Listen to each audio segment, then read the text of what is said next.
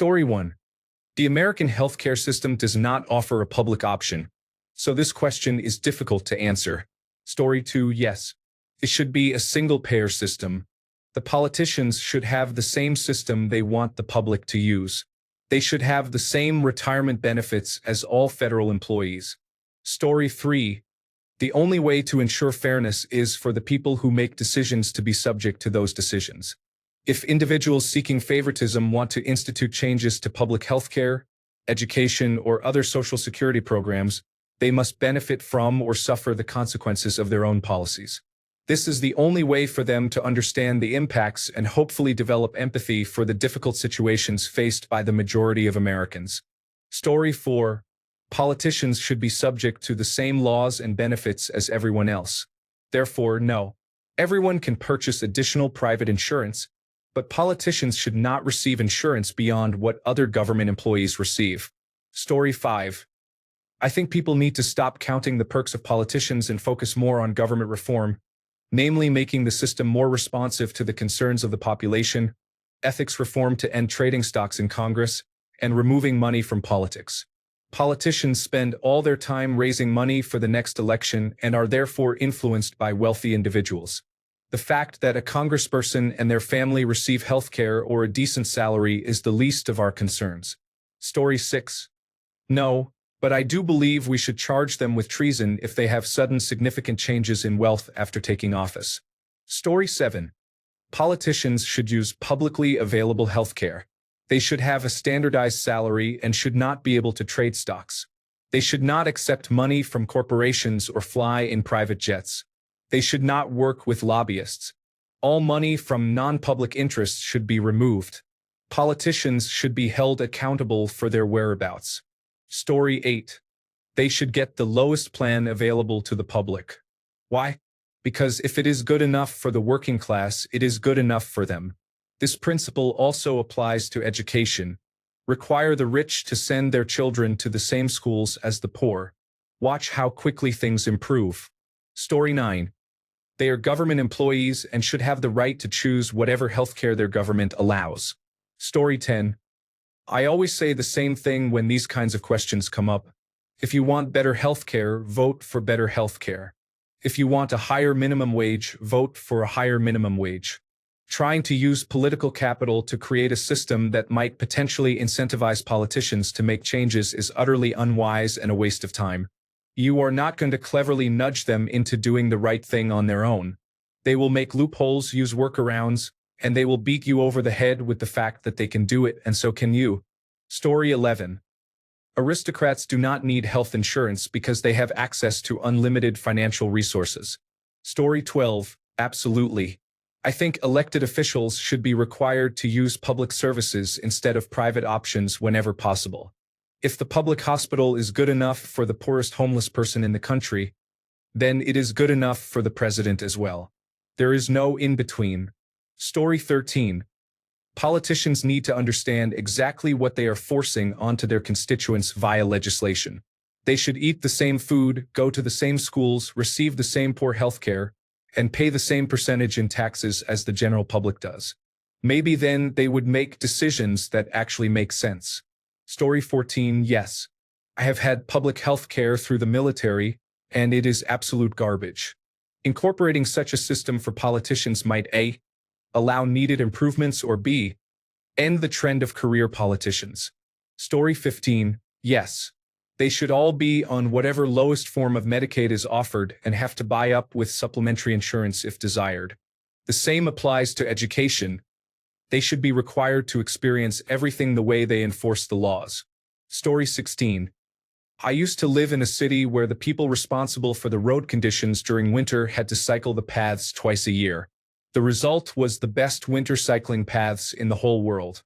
Therefore, I fully support this idea. Story 17. Yes, absolutely. If politicians truly believe in public health care, they should experience it firsthand instead of opting for private options. This holds them accountable and ensures they work to improve the system they depend on. Otherwise, it creates a disconnect between the policymakers and the people they serve. Story 18. They should be paid the minimum wage of their state and whatever their state's Medicaid provides for health care. Things would change very quickly. Story 19. A big yes, and also get a job for 1 year at minimum wage to really see how most Americans have to live. Story 20. I think they should be paid the median wage in the state, county, or district they represent. They should live off the benefits provided to state, county, or city workers. They should not be allowed to receive gifts or donations in any form. No donations or contributions to their election campaigns. No retirement packages. Strict term limits. No lobbyist money. No business conflicts of interest. No insider trading or stock investments that could be construed as conflicts. No business dealings that are considered conflicts of interest. Story 21.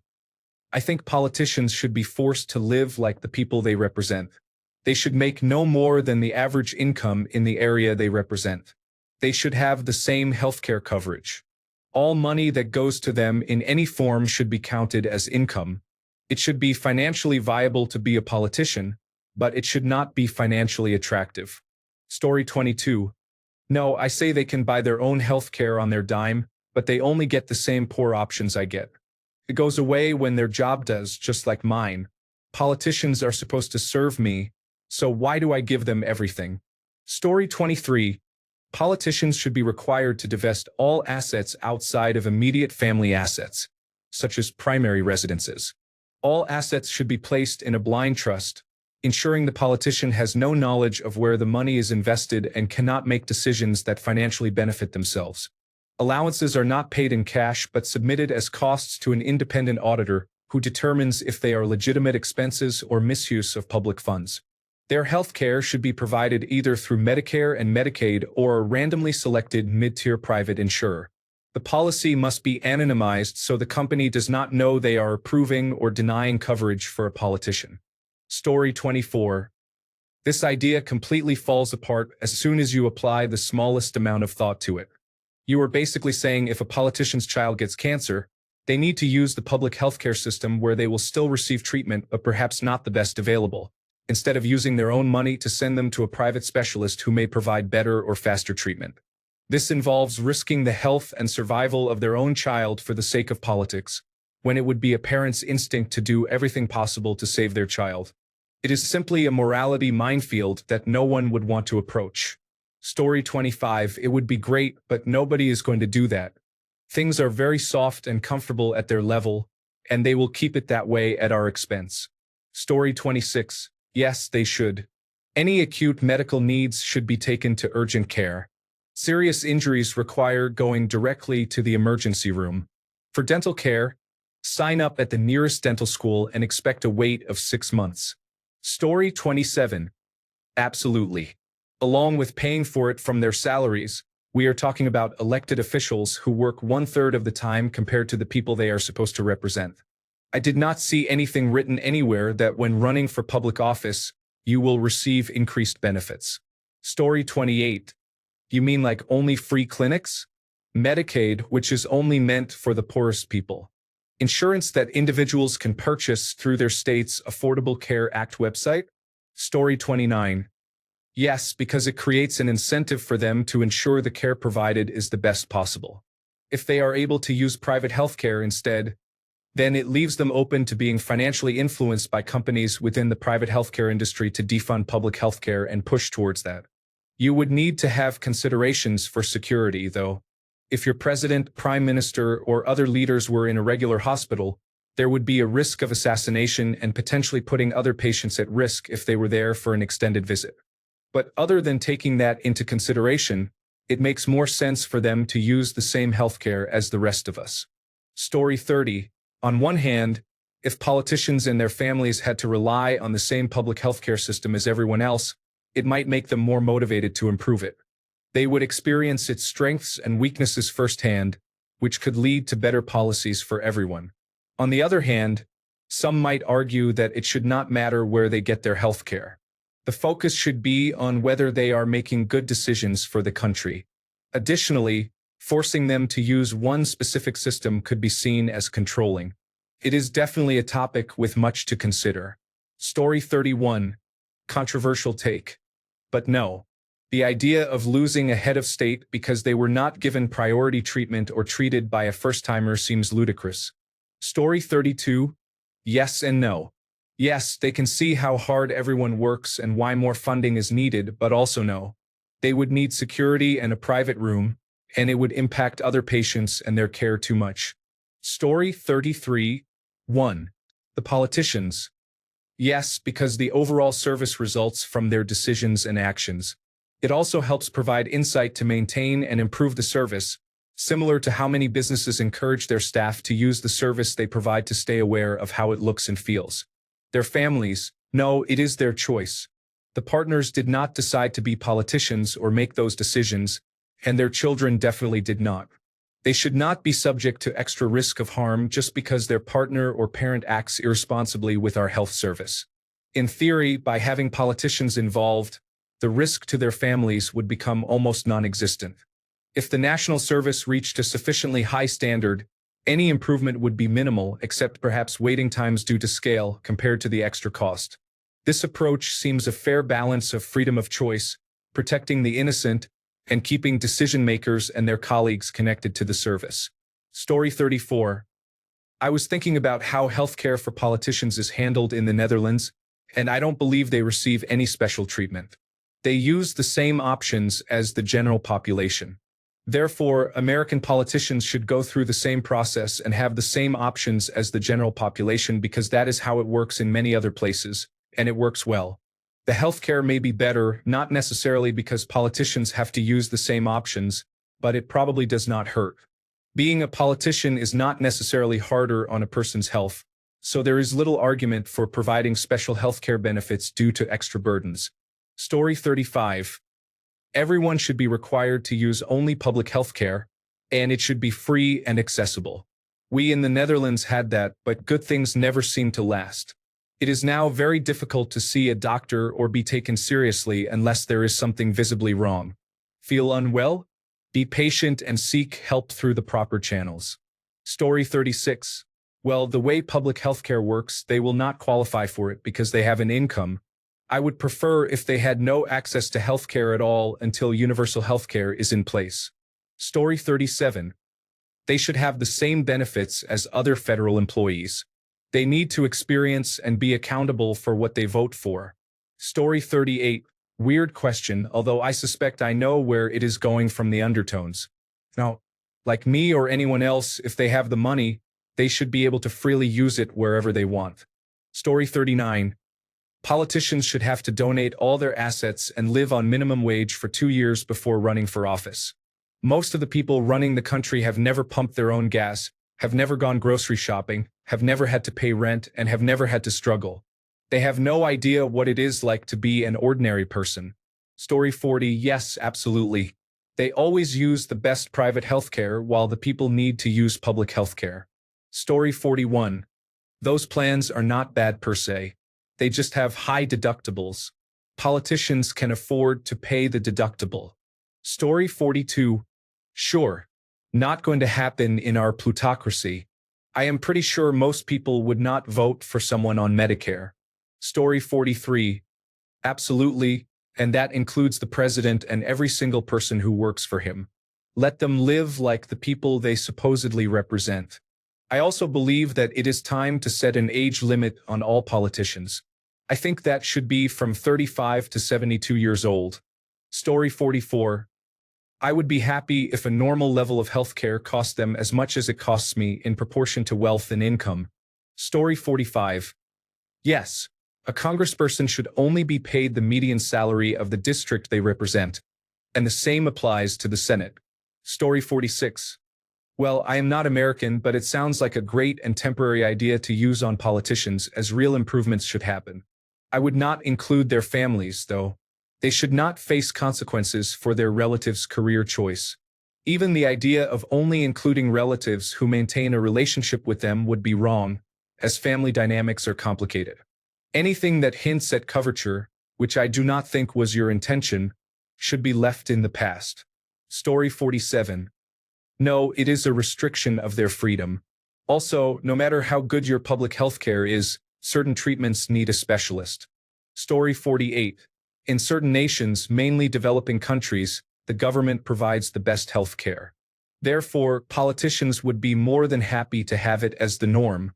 In the United States, maybe not. Story 49. Absolutely. They have no idea what the rest of the country has to deal with. Right now, all of their medical bills are covered by taxpayers. They are so entitled, yet they call us socialists if we demand the same treatment that they get for free. Do they wash their own toilets? Do they have to teach unruly children for 8 hours every day? Do they have to give out cancer diagnoses? They are meant to represent us, but they only seem interested in themselves. Story 50. They should have to pay for their healthcare like everyone else. They should be banned from trading stocks and bonds, and they should be paid the average income for their district. At this point, politics is the best paying job you can get with a general educational development certificate. As Abraham Lincoln once said, the percent return on words is the best profit margin of all. Story 51. Politicians' families did not agree to their run for office. They should be able to have whatever arrangements they choose. Politicians should purchase healthcare through the marketplace. They should be paid the state minimum wage during their term and only for their official hours. At home, they can live wherever they want, but state officials should have a simple dormitory available, and national politicians should have an apartment comparable to public housing in Washington, D.C. Their assets should be frozen while they serve, with no graft paid to their accounts and no insider trading. They are there to serve, not to be paid. Story 52. If they are designing the system, they should have to live in it. Otherwise, what is the incentive to fix it? Story 53. No. They have the best healthcare money can buy in this country for life. One term, you're in. We voted for that. Story 54. They would pay out of pocket for better doctors anyway. You know how they get paid $1 million in 14 years, yet somehow have a net worth of $20 million after 3 years in office. They still would not make one. Story 55. Slippery slope. Even if that worked, you'd have to link everything, or that's all they would change. Eventually, we would reach a point where if a politician's child is bullied enough, for reasons other than being a politician's child, to hurt themselves or others, you know what I mean, it is their politician parents' fault for not reducing the average amount of bullying. Story 56. Yes, absolutely. They should be paid their state minimum wage per hour. Let them serve and be served by public services while they are in office. Things would change very quickly. Story 57. Yes, the same applies to education. If someone is a minister, they should be required to use it for themselves and their family for the next 5 years after leaving office. Then we would see changes. Story 58.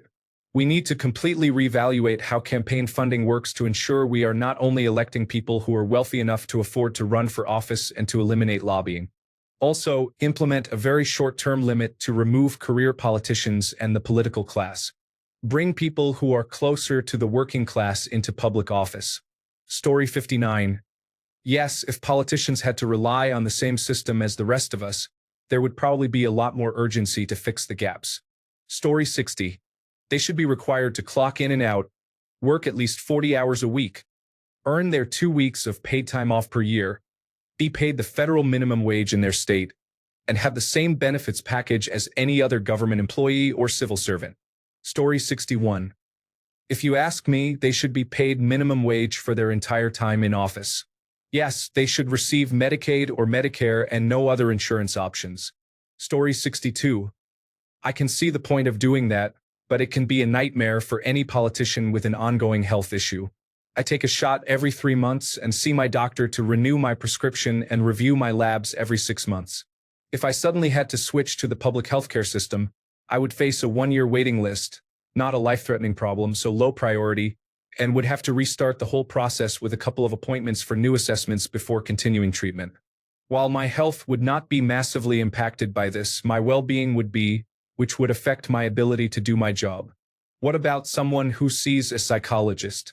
Having to see a new one and build a relationship takes time, especially for sensitive issues.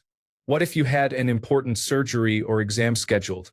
Would you cancel it and see a new specialist in the public healthcare system to get a new date, which would definitely be later than the original? What if it is an important surgery? If you have an ongoing issue, it can be crucial for the doctor to know you well. Especially for women and minorities, sometimes doctors do not take you seriously, but this is greatly reduced if you are seeing a doctor who already knows your particulars. Changing doctors can be a huge risk for these groups. Story 63. How to tell this was asked by an American and not by all the other Western countries that have single-payer healthcare used by their politicians. Story 64. I think politicians should be closely connected to the minimum living standards within their district and spend a percentage of their time each year living in that area as well. You have to raise the river to lift your boat. Story 65. Elected officials should only be paid the government-mandated minimum wage for their state and have the same mandatory vacation, medical leave, maternity leave, and whatever healthcare options are offered to the public. Whatever benefits they allow should be what they live with. Thanks a bunch for sticking around till the end of the video. Remember to subscribe, and until next time, stay awesome and goodbye.